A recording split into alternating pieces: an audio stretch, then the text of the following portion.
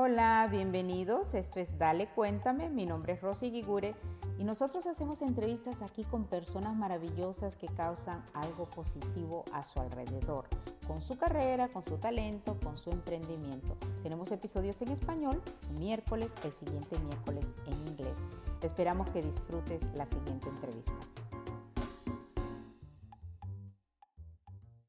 Estamos aquí ya muy felices hablando con Ricardo Brown. Para mí, le doy la bienvenida a Ricardo, para mí uno de los periodistas más importantes de la comunidad hispana en Estados Unidos y en el mundo. Hola Ricardo, ¿cómo estás? Gracias, es un placer estar contigo, con todos quienes nos escuchan y muchísimas gracias por esa excesiva generosidad.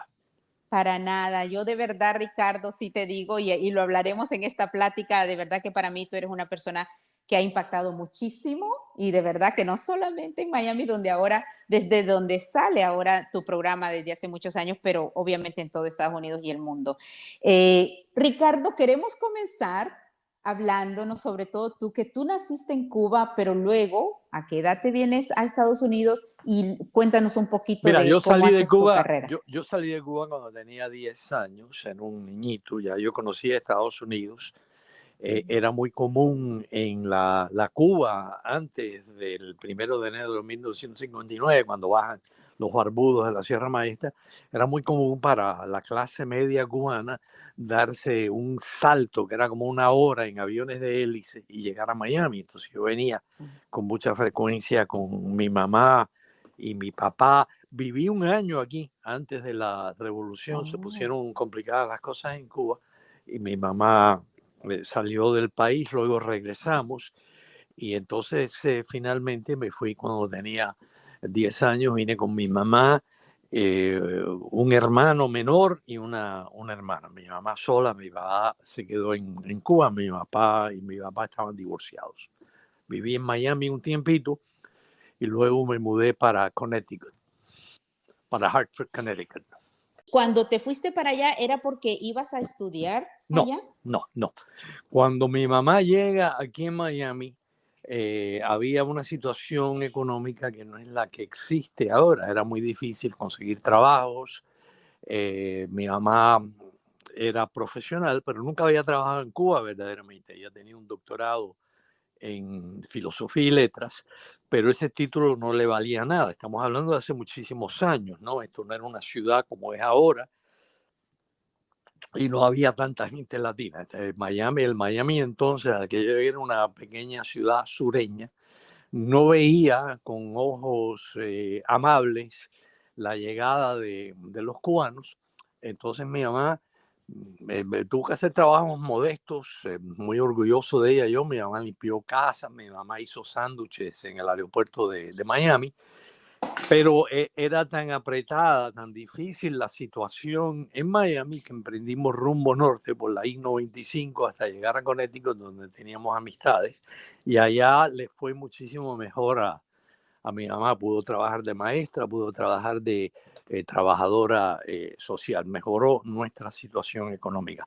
Nos fuimos de Cuba por razones políticas, nos fuimos del Miami de entonces, hace mucho tiempo, por razones económicas.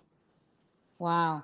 ¿Y cómo recuerdas una vez habiéndote mudado, habiéndose ustedes mudado, tú sí recuerdas eso, ese cambio y cómo te impactó? ¿Qué edad tenías tú? Mira, bueno, yo tendría entonces como 12 años. Mira, los cambios, el primer cambio fue venir a vivir a Estados Unidos. Yo, como sabes, mi apellido es Brown, vengo de una familia por la vía paterna inglesa. Mi abuelo, que vivió en Cuba, mi abuelo un ingeniero, eh, ejecutivo de la compañía de electricidad, y era bien inglés el señor aquel y bien dominante con sus hijos, incluyendo mi papá, y mi abuelo exigía que toda su familia aprendiera inglés. A mí primero fui a una escuela católica en español, me quitaron de allí, me pusieron a una escuela inglesa, no aprendí una papa de inglés, me declaré en rebeldía en el Saint George School de La Habana. Llegué a Estados Unidos sin hablar inglés, yo no hablaba una papa de inglés, aprendí inglés como aprendemos todos por nuestra cuenta cuando somos niños, veía películas, tenía amiguitos americano. Cuando me mudo para Connecticut, yo nunca había estado, porque yo conocía Estados Unidos, pero no conocía el norte. Y por primera vez vi nieve, me enamoré de la nieve. Duró poco el romance ese, enseguida no me gustó. Y el frío, y fue otra vida. Disfruté mucho de mi adolescencia, parte de mi niñez, toda mi adolescencia y mi juventud en Connecticut. Es un lugar maravilloso donde yo viví por tantos años, Hartford, Connecticut. Sí, vivieron varios años entonces. Y luego, ¿cómo te decides estudiar periodismo? ¿Fue la carrera que No, yo decidiste? yo no ¿No? estudié periodismo. Yo no estudié periodismo. Estudiaste literatura, entiendo, algo así, Mira, ¿no? mira, yo no sabía lo que yo quería hacer. Yo vengo de una familia por parte de padre donde hay muchos ingenieros. Mi papá, al igual que mi abuelo, era ingeniero, ¿no? A mí no me entra la ingeniería, ¿no? Yo ni sé un toma corriente, poner un enchufe, no sé cómo hacerlo. Soy muy bruto para la ingeniería. Pero siempre me gustó leer, siempre me gustó escribir, entonces estudié literatura. Hice servicio militar en la Marina de Guerra. Cuando salgo de la Marina de Guerra, por distintas razones, caí en el periodismo. Pero yo no fui graduado de periodismo. El periodismo yo lo aprendí de una forma muy eficaz, ¿no? Que se puede aprender en las redacciones. Porque, claro, como muchos de los periodistas y ponle productores, de hecho, yo también estudio otra cuestión porque para ser periodista, pues ser productor realmente es haciéndolo, ¿no? O trabajar en las comunicaciones. Pero tú tienes esa base, que quiero hablar un poco de esa base de lo maravilloso que tú escribes, pero quiero hablar antes de los 50 países que tú visitaste haciendo periodismo. ¿Cómo empieza entonces tu carrera periodística? Mira, primero trabajo muy brevemente en un periódico de habla inglesa.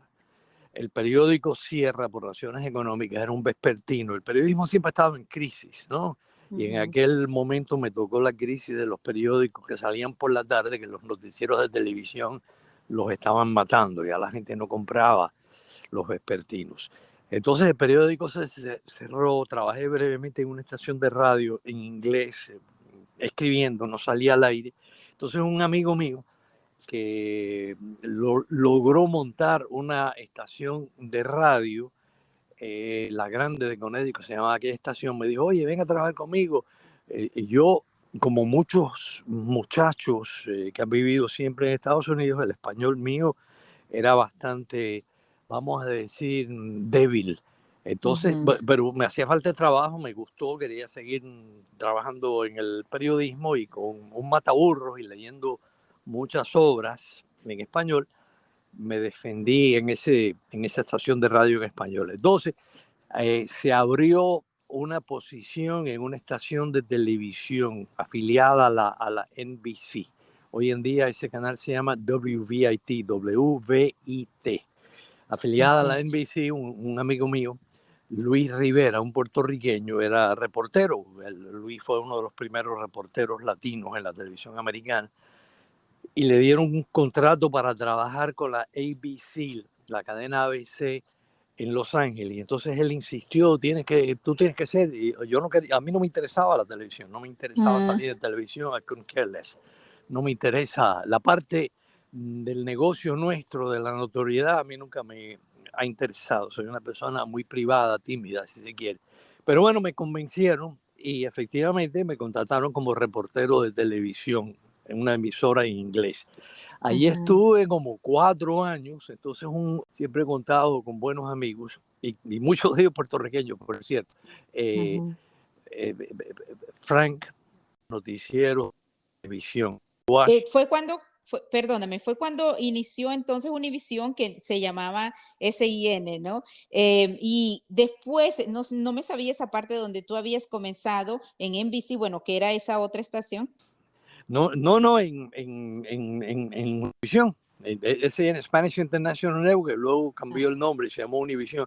Pero entonces tuve la suerte de tener unos excelentes directores de noticias, Gustavo Godoy, Guillermo Martínez. Y entonces como yo ya para entonces era un reportero bastante eficaz, era rápido, nunca perdí un satélite, un envío de satélite, etcétera, etcétera, montaba el reportaje bastante rápido, de una forma eficaz. A mí me tocó viajar a muchos países, desde Bulgaria. Dime tú quién va a Bulgaria. Sí. A Filipinas, etcétera. Y así fue que me convertí en un trotamundos. Y tú estuviste en Centroamérica, ¿no? Cuando las guerras, el Sí, tiempo de las guerras, de los 80. sí, junto a otros colegas como José Díaz Balar, Guillermo Descalzi, María Salazar, que hoy día es congresista. Fue una experiencia única que yo creo que no se puede repetir. Hoy en día, que me parece que los noticieros tienen otro enfoque, otras metas. Los noticieros en español no cubren el mundo, se concentran más bien en que está bien la comunidad latina en Estados Unidos, y en esos países, en vez de enviar un corresponsal de aquí, tienen corresponsales que viven en esos países. Llegó la época dorada. Doy gracias al destino, a Dios, a la vida. Sí, sí, sí, yo sé. Pasaste entonces por las principales cadenas y era cuando Telenoticias también, ¿no? Telemundo, que era Mira, Telenoticias. Ujú. mira, yo me he caracterizado siempre por irme de los trabajos.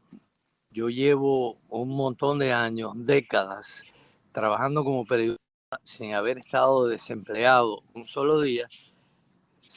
He pedido un trabajo, siempre me los han ofrecido, he tenido mucha suerte. Tengo que recalcar que muchas de las personas que me ofrecieron trabajos me conocían amigos, ¿no? Entonces yo me Ujú. fui división, 2 veces de Telemundo, renuncié.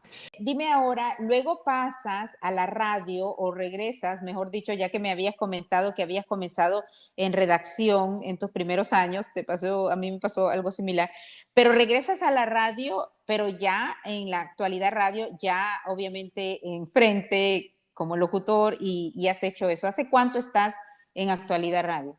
Eh, Ujú. en el Canal 8 trabajé un montón de años hasta que vendieron el Canal 8. El Canal 8 se lo vendieron a Estrella TV. Siempre me gustó la radio y siempre trabajé en la radio porque me gusta.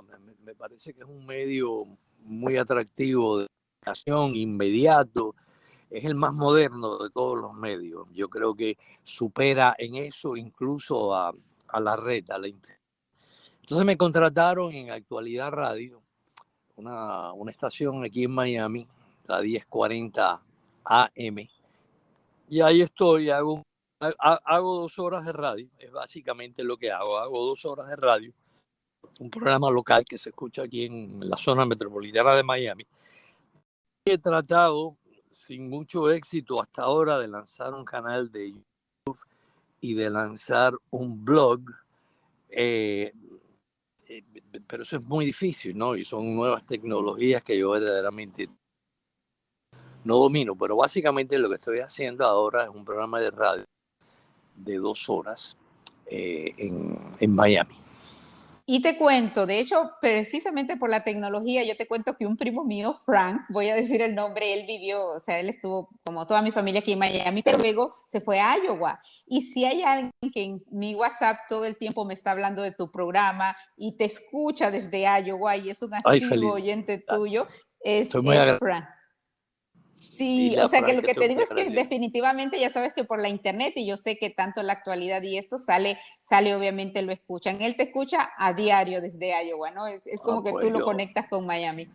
yo se lo agradezco muchísimo y Y me con respecto siento al otro que me honrado. está, sí, no, pero es que te digo, yo incluso estoy en Los Ángeles y siempre, y tú sabes, yo siempre me conecto contigo. Ahora mismo quiero, siempre para mí es hacer algo contigo y no he llegado a eso precisamente porque estamos escuchando un poco más de tu historia, que por supuesto hay muchísima gente que ya la conoce. Pero yo quería, sí, hablar de tu canal de YouTube, el podcast que tienes. Por cierto, se pueden ir a ricardobrown.org. Ahí encuentran las enlaces, pero también en YouTube buscan Ricardo Brown TV. Ricardo Brown TV y Ricardo, realmente te lo digo yo que estoy también en los dos medios, en los tradicionales y nuevos medios digitales, realmente es constancia y el poder seguir, ¿no? Así que a mí me encanta escuchar a Ricardo Brown, como sea, te digo, en video o escucharte en la radio, yo sí pienso que eres uno de los periodistas más brillantes que conozco. Cuánto te lo agradezco y y la admiración es mutua. Mira, yo lo que estoy tratando de hacer, sobre todo en el canal YouTube, me parece que en tiempos recientes el periodismo se ha convertido más en periodismo de opinión que en periodismo de reportaje. Entonces yo lo que trato de hacer en el canal de YouTube, en primer lugar, de entrevistar a gente interesante. A mí me parece que las conversaciones deben de ser interesantes. Y he estado, vamos a ver, tengo un montón de gente. Hace poco entrevisté a don Sí, Francisco, por ejemplo, sí, don Francisco, a Sepsec, yo sé. a Pedro, he entrevistado a médicos, tengo una entrevista en inglés con un muchacho del Partido Demócrata que dice que el Partido Demócrata está perdiendo oportunidades con la comunidad hispana, David Shore. Entonces lo que estoy tratando de hacer algo, un periodismo, el protagonista. Ya te dije, yo soy básicamente una persona que cae en el periodismo de casualidad, me secuestró el periodismo, me gusta, le estoy agradecido al periodismo. He vivido bien, he podido mantener a mi familia, el mundo, y le estoy muy agradecido, pero yo creo que debería haber un espacio para el periodismo que se hacía antes, en que no era cuestión de verse con esa persona, sino hacerle preguntas correctas, sin adulación, sacar buena información, y eso es lo que estoy tratando de hacer. A veces pienso que a lo mejor no es algo que puede prosperar mucho, porque sí veo que hay los llamados que yo no sé, algunos se disfrazan, eh, se echan discursos exóticos y a quien Dios se lo dio, San Pedro se lo bendiga. No, yo soy un creyente en la absoluta libertad de expresión, pero lo que estoy tratando de hacer yo es entrevistas que verdaderamente puedan tener algún impacto en cuanto a aportarle información a la gente, ¿no? Mejorar un poquito la condición de vida. No sé si es demasiado ambicioso mi proyecto. Yo pienso, y así en esta conversación estilo podcast, Ricardo, que estás haciendo algo maravilloso y Ay, de hecho, gracias. como lo dije al principio, yo estoy entrevistando a personas que causan algo positivo con lo que hacen. En tu caso es el periodismo y puede ser, y he entrevistado a filmmakers, he entrevistado a personas activistas, por supuesto, pero lo importante para mí es enfocarme, y no es que el positivismo y no me doy cuenta de lo que está pasando, no, pero estoy muy de acuerdo contigo y mira que lo que tú haces es un periodismo. Si alguien quiere ser periodista, por favor, siga a Ricardo Brown. Pero ¿por qué te digo que estás haciendo algo importante? Y tú lo sabes, trabajando en televisión o en cualquier programa, en tu programa de radio, y más que es en vivo, uno se tiene que adaptar, ¿no? Yo pienso, y cuando digo adaptar, yo estoy totalmente de acuerdo contigo, que San Pedro se lo bendiga, pero yo creo que todas estas generaciones, y mira, yo tengo una hija millennial, que por cierto tú la entrevistaste, estuvo ahí, y tengo personas de generación Z y demás, que yo los admiro y demás, pero yo siento y siempre voy a decir que es esta unión de traditional con new digital media, pero en este caso unión de personas como tú y que haya millennial, que existan otros nuevos profesionales que se nutran. Es como lo que estamos dejando a las otras generaciones. Así que yo sí creo que es imprescindible tu YouTube channel y tu podcast y leer tus blogs. O sea, cuando yo estoy allá en Los Ángeles y leo sobre este edificio que se cayó, y yo tengo que ir a leer a Ricardo Brown, porque obviamente te sigo en todas partes, ¿no? En LinkedIn y en todas partes, y leer lo que tú escribes, de nuevo, no soy aduladora, cuando yo digo, a mí me encanta y por eso me puse encourager, porque realmente a mí me encanta decirle a la persona que tiene el pelo bonito, demás, pero yo sí reconozco las cualidades de las personas y tú escribes de una manera maravillosa. Para Mira, mí tú eres un ejemplo. mira, yo te voy a escribir. ¿Cómo aprendiste?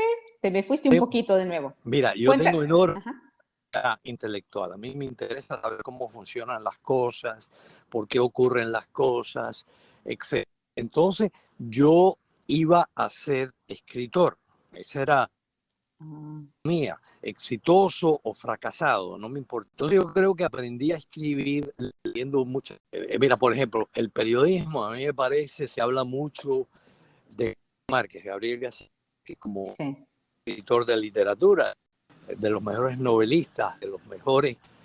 escritores de cuentos. Pero más allá de eso, una cosa que no todo el mundo está enterado es que Gabriel García Márquez era un extraordinario periodista. Las crónicas periodísticas de Gabriel García escribía crónicas en la yo aprendí fijándome. Había excelentes periodistas de televisión. La televisión también tiene su estilo, ¿no? Charles Kuralt, que trabajó en la CBS. Y entonces yo me fijaba cómo montaban el reportaje, el tipo de vocabulario. Mucho también de Hemingway, que Hemingway, un gran escritor, al igual que García Márquez, también fue un gran periodista. Tenía Hemingway un estilo sencillo. Me convencí yo mismo que como la televisión es una cosa visual, si yo sabía de arte, de los pintores, ¿no? Algo, o sea, asumiría algo, cómo visualizar el periodismo, uno escribe de acuerdo a los visuales, ¿no? Entonces, y extraño mucho eso, lamentablemente ya ninguna de las penas. Primero porque soy un empleado incómodo que termina yéndose de los trabajos. A mí me encantaría poder ser cero de nuevo. Eso me encantaría. Poder darme en un avión y escribir, mira, tu país, por ejemplo. Yo visité Honduras y me enamoré de Honduras. Yo soy una persona muy enamoradiza y yo me enamoro de todos los países. Entre los reportajes que yo hacía en Honduras, pintores primitivistas, empezando por Bellamy, me fascinaban aquellos pintores. Yo hice un reportaje de los pintores, hice un reportaje de la Basílica de Suyapa. A mí me parece que eso que periodismo en español en Estados Unidos, donde somos de tantos países y tenemos tanto en común, pero también nos desconocemos, es importante hacer reportajes de colorido, de quiénes son los hondureños, por qué están aquí, gente exitosa de Honduras, de México, de Colombia, y yo me concentraba mucho en aquellos reportajes, ¿no? Me gustaban los reportajes de color, ya no los veo en la televisión hispana, ya tipo de reportaje que era lo que más me gustaba. Y a veces como las cuestiones son cíclicas, ojalá que eso sea un ciclo, porque te repito que para mí es como yo, o sea, he aprendido de diferentes personas y eso es lo que yo más quisiera dejar, ¿no? Porque no es solamente lo nuevo lo que sirve, lo antiguo también. Ahora entiendo, te digo, Hemingway, Gabriel García Márquez, caramba, qué admiración, y yo te tengo en ese nivel a ti, Ricardo, la verdad, porque yo realmente yo te leo, recuerdo cuando antes en Facebook, creo, no sé, pero ponías poemas también. Y yo entiendo muy mal que logrados. además, sí, no, te juro que a mí me encanta. Yo decía, él es periodista, pero además escribe literatura y luego ya vino. Así que no, yo te felicito. Imagínate cómo no dejar a los jóvenes, repito, y hay muchos jóvenes que eso me encanta, cómo se apasionan. Muchísimo. Yo veo poca televisión en español, no te lo confieso. Me concentro mucho en medios, me gusta estar enterado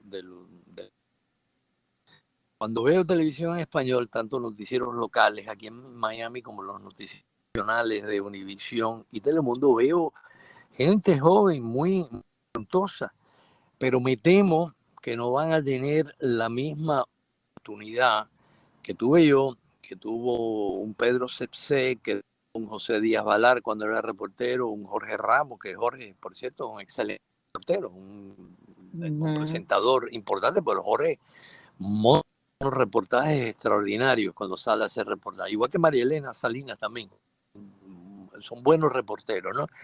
Entonces yo creo que todos nosotros, esta generación, tuvimos oportunidad de viajar, conocer distintos países, distinta gente, educación de un periodista. Ahora que los proyectos no son los mismos y las prioridades tampoco, metemos a esta gente joven, buenísima, que veo, tener esa misma, o no la tiene esa misma oportunidad.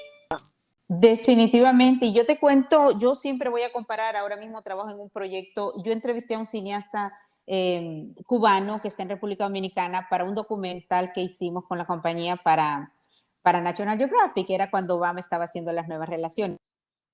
Yo obviamente viajaba para hacer las entrevistas y demás, y luego aquí, y yo le decía, ¿por qué? Yo había vivido 20 años aquí, ¿por qué los cubanos de allá y los cubanos de acá miran diferente muchas cosas? Sí, Lógico, ¿para qué tengo que aceptarlo? Ignorancia, pero eso sí me cambió y de nuevo estoy trabajando en una serie en inglés sobre esto que me decía, porque viven diferentes realidades. Porque así ambos, es. obviamente, en los dos lugares. Y entonces, y saco eso, que es algo, te repito, muy impactante en mi vida y por lo cual, con todo lo que ha pasado estos últimos 4 años en este país, que a mí me dejó en shock, para mí es eso, oh caramba, es porque esta persona que vive en Iowa o el que por mi familia vive en Iowa, como te digo, vive en Miami, yo vivo en Los Ángeles, vivimos diferentes realidades y entendemos el mundo de una manera diferente. Cuando me mencionas esto de los jóvenes periodistas y eso, es tal cual, Ricardo. Si ellos tuviesen esa oportunidad de ir a estos otros lugares y conocer que tal cual todos somos iguales, al mismo tiempo con diferentes idiosincrasias, pero iguales al fin, pues habría un poquito más de empatía, no sé, solidaridad y Bueno, también saber es poder. Uh tú -huh. sabes que el original de Ted Turner, De CNN, ¿no? Repíteme un poquito esto del proyecto de Ted Turner. mira, Ajá. cuando Ted Turner lanza CNN, Ted Turner era un empresario, era dueño de unas mueblerías que había heredado de su papá, entonces de televisión. Él veía el proyecto como de que la gente aprendiera de uno y otro lugar, distintos países, etcétera. Aquello cambió, todo en la vida evoluciona. Hoy en día tú pones CNN y verdaderamente no dan noticias, como no la dan en MSNBC, no la dan en Fox, tampoco dan comentarios, son programas de Ujú. comentarios, teatrales los programas, porque se fajan, fingen que se están y no nos dan noticias. Yo creo que es importante, sobre todo para los latinoamericanos, los hispanos, pero yo creo que es importante conocer a los cubanos, que son mayoría en Miami, a los mexicanos de Los Ángeles, del suroeste del país y viceversa, ¿no? Yo creo que la comunidad hispana de Estados Unidos somos ya 50, 60 millones y yo creo que es sumamente una gente maravillosa, heroica, diría yo. Y a veces no nos entendemos unos y los otros. A veces, lamentablemente, caemos en algo que todo el mundo, toda persona sensata, lógica, debe de evitar, que es el sexismo y los estereotipos, ¿no? Y a mí me parece que es importante eso, y se hacía antes, todavía se hace, pero no con la frecuencia ni con la prioridad que se debe de hacer. Mira, yo aprendí mucho viajando a otros países del mundo. Yo aprendí mucho cubriendo San Antonio y yendo a una fiesta de 15 años del chofer del taxi que me Ujú. recogió en el aeropuerto. Una persona maravillosa y me hice amigo de me introdujo a lo que es la cultura México-americana de San Antonio, ¿no? Aprendí mucho viajando a Los Ángeles, eh, conociendo gente, prioridades, su realidad, las fronteras, entendiendo por qué es que la gente se arriesga cruzando esa frontera tan peligrosa que puede ser. Cruce de frontera puede ser mortal. Sí, y definitivamente somos diferentes y eso creo yo siempre he dicho que es algo, somos diferentes, pero al mismo tiempo, de nuevo, todos somos igual que los afroamericanos y que los asiáticos y demás, todos de todas maneras somos seres humanos, ¿no? Y el entendernos unos a los otros es importante. Pero es como tú dices, somos casi 60 millones de hispanos, latinos y latinex y al final el irse quizás a la comunidad joven y dejar un poco de esta unión que para mí es importante, creo que por ahí va la cosa de la desventaja. Este diversity, equity, inclusion que está tan de moda, la verdad, Una de las cuestiones que yo estoy viendo, Ricardo, y ya para ir terminando, para que me des consejos para los jóvenes, por cierto, yo veo que cuando hablan de eso y está, repito, muy de moda por todo lo que pasó y porque ahora queremos como reivindicar cuestiones que pasaron, ¿no? Pero se mira más la comunidad afroamericana. O sea, si miras, estoy hablando de, pues, diferente, pueden ser non-profit, el otro día creo que estaban hablando de compañías de marketing, y creo que los latinos, si nos unimos, ahí es donde estoy segura que pues ahí se va a mostrar el poderío que tenemos, porque somos la minoría más importante. Pero bueno, dame un par de consejitos Mira, precisamente para para los esa jóvenes unión. que están en el periodismo, que lo hagan con pasión. Yo tuve gané mucha plata. Te me fuiste un poquito, así que voy a necesitar que repitas el consejo. Cuéntame. Mira, aquellos jóvenes latinos que quieren incursionar en el periodismo, ya sea en medios en inglés, en medios en español, eh, yo creo que tienen que tener un compromiso 100% a ser lo más honestos posible, a resaltar las cosas buenas sin opacar. Parece que leer mucho, he sobrevivido en la vida, siempre he sido muy asiduo a la lectura, al conocimiento, y ese sería mi Me consejo. encanta, me encanta y además porque tú lo dijiste que a ti siempre te gustó el cómo y el por qué existen las cosas, ¿no? Y esa curiosidad y ese buscar, ese formarte, yo creo que es bastante importante porque qué bien que aparezcan ahora, ¿no? Even si no están, aún si no trabajan para televisión, pero el saber que está social media muchas veces es la imagen, pero si se enfocan en el buscar el cómo y el por qué, Ricardo Brown lo dijo al principio, el cómo y el por qué existen las cosas, tratar de ser honestos e imparciales, mirar a Ricardo Brown en YouTube, sigan YouTube y compartan Ricardo Brown TV y compártanlo. Pues se te agradece mucho y se le agradece a todo el mundo que haga eso. Oye, gracias. Déjame entonces, me despido Ricardo dándote de verdad gracias, para mí ha sido un honor entrevistarte, por favor sigue No, haciendo lo que estás haciendo, que es muy impactante. Gracias Ricardo. seguiré. Un abrazo. Chao. Bye. Gracias a ti también por estar ahí. Ojalá que disfrutaste este episodio con Ricardo Brown. Búscalo en ricardobrown.org o en YouTube Ricardo Brown TV. Gracias por seguir los episodios y escuchar Dale Cuéntame, un miércoles en español, Go Ahead Tell Me, el siguiente miércoles en inglés. Estamos en Clubhouse los sábados a las 4 de la tarde, hora de Los Ángeles, y nos encanta estar ahí porque así te escuchamos a ti y escuchamos tu historia, que por supuesto es una historia de impacto positivo. Gracias por estar ahí, mi nombre es Rosy Eguigure, hasta la próxima.